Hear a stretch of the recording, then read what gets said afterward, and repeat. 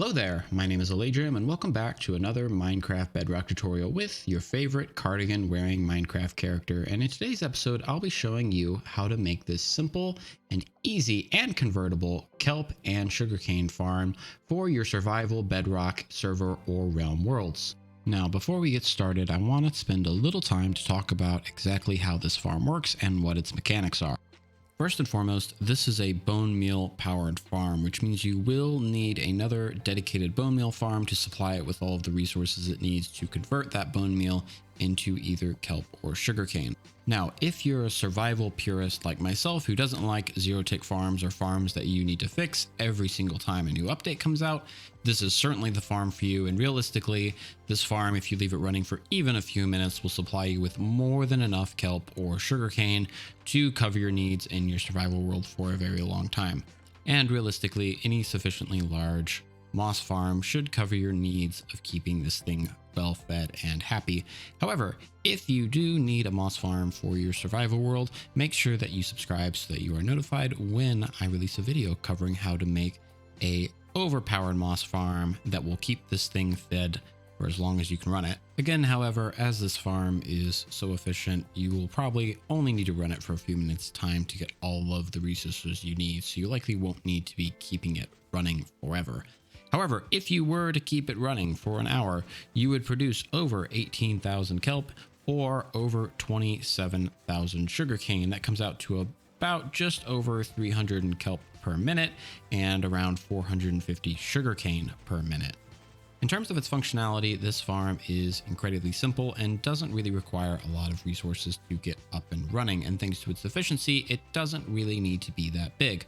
However, it is tileable, so if you are able to keep this monstrosity fed continuously, you would be able to produce as much kelp or bone meal as you absolutely need. Now, in terms of how it works, it is very, very simple. We simply have ourselves a dispenser that is connected to a hopper chain that's supplying it with bone meal, which then outputs that bone meal onto either your sugarcane or kelp, causing it to grow, which we can then harvest with a piston. The produce of this farm will fall down into a set of hopper chests that we have here at the front of the farm, which you can collect. Or if you're looking to use this as a basis for a kelp furnace, you can output these down into some smokers if you're using kelp, which will produce dried kelp for you to use.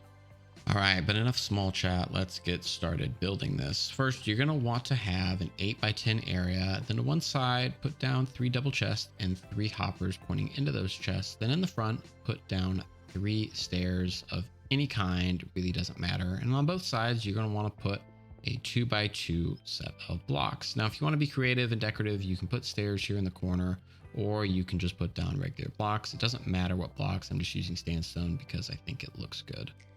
Moving on here to the back, behind the chest, you want to drop down a row of any block, then put sand down for either our kelp or our sugarcane. In the back here, you want to put 3 droppers directly behind the sand facing up. It's important that they're droppers and that they're facing up. And then on top of those droppers facing into the farm, you're going to want to place 3 dispensers.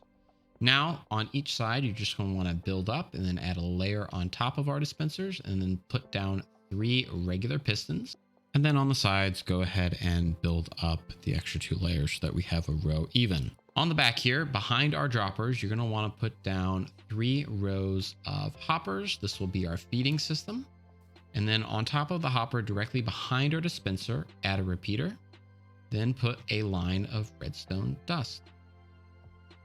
Up here, on top of our pistons, you want to put down 3 observers, lay down a line of redstone dust. Then over here on the front, put down any block that you want to finish up the sides, and then just pop a layer down on top of everything to close it off. Now for both variants of this farm, we're going to want to wall off this area with some glass panes that'll keep items from spilling out. Specifically for our sugarcane farm, we're going to want to waterlog all 3 of these hoppers right here and make sure that we have a row of glass in place. This will allow our sugarcane to grow inside of this area. However, for our kelp farm, we're going to want to completely fill in this area with glass and also fill in the entire area of the farm above the sand with water. Make sure that you have that closed off. And also don't forget, while you're filling this up with water, that you do need to put at least 3 kelp down, 1 on each block of sand as so. Now for our farms, if you didn't want to hook this up to a bone meal farm and just want it to harvest naturally, you can just let this sit here and it will trigger anytime that kelp goes all the way to the top. But if you're looking to have this automated, go ahead and grab yourself a lever, flip over to the other side of that lever and drop down a redstone torch, run out 2 blocks and add a redstone piece of dust. Create 3 blocks high and knock out the middle, and then back into that redstone dust, add a repeater and extend that dust line out. And then on top of that piece of dust, add yourself a redstone torch. Then you can just connect this to the redstone dust, connect to our hoppers by adding a block and throwing that there. And as you can see, if we throw that lever, that will trigger our redstone clock, which will cause our dispensers and our droppers to start pushing bone meal through the system and dispensing that on top of our food. Then on the back here, you just need to fill up all of these dispensers and preferably all the droppers as well with bone meal. That'll keep this fed for at least a few minutes while it's running. Now to keep this monstrosity of a machine fed and running, you're going to need to connect it to a bone meal farm of some kind. And that's what these 3 hoppers in the back are for. Simply make an L shape of blocks on both sides of those hoppers. You can go ahead and knock the corner blocks out. We don't need them. And then we're going to run a powered rail on the block. You can make sure that it is angled down and then run regular rails across that. And if for some reason while you're connecting it comes loose, just fix it like so that that rail is ramped up. Do the same on the other side and then cap that off with the block so our cart doesn't go anywhere. Now in this example right here, I have this not connected to anything. In a real scenario, this would be connected to your farm. Now simply drop down a minecart with a hopper on it as so. This could also be a chest minecart, and then give it a little power source. Once you have that power rail powered, that will shimmy across between both sides of the chain here.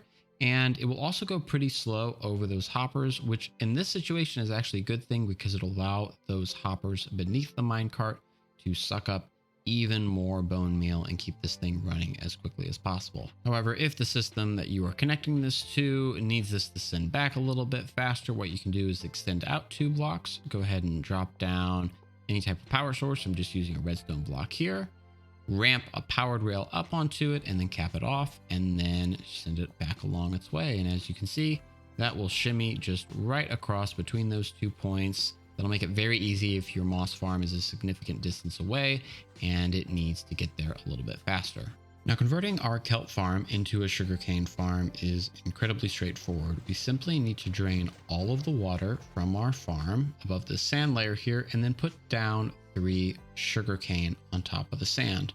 Now, because sugarcane, when it is bone mealed in bedrock, will not grow higher than 3 blocks tall, our observers won't be able to trigger this. However, there is a simple workaround. Simply come over here to the back and we can knock out these observers, replace them with whatever block palette we're comfortable with, and then just connect our clock signal to that. And as you can see, once we run this, that fires up right away. Now, because this farm has a flat front and because that clock is right on the border of our farm, it's really easy to build the opposite of whatever farm that you built previously. So if you wanted to have both a kelp farm and a sugarcane farm side by side running simultaneously, very easy just to connect that to the side of it, and then you can have both running at the same time.